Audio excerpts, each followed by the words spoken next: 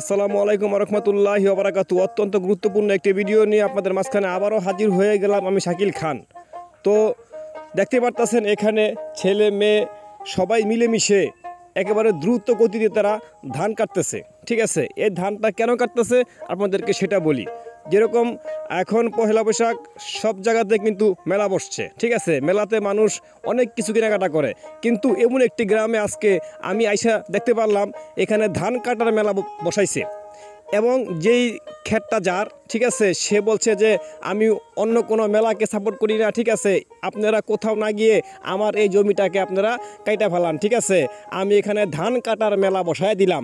এই ঘোষণা যখন দিলেন সঙ্গে সঙ্গে গ্রামে চতুর্পাশের যত লোকজন আছে, যত গ্রামের লোকজন সবাই এই ধান কাটার মেলাতে তারা অংশগ্রহণ করলেন এবং অংশগ্রহণ করে তারা দ্রুত গতিতে তারা ধান কেটে তারা নিয়ে যাচ্ছে।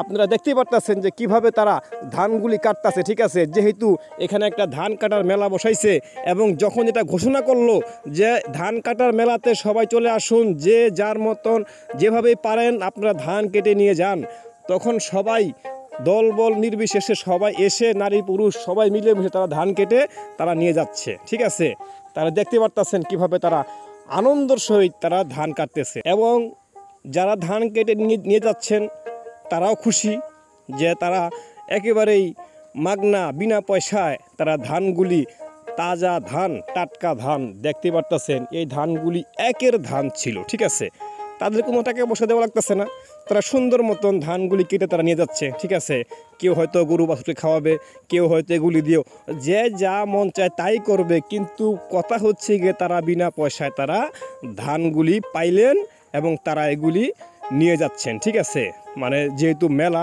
ধান কাটার মেলা, তাই না?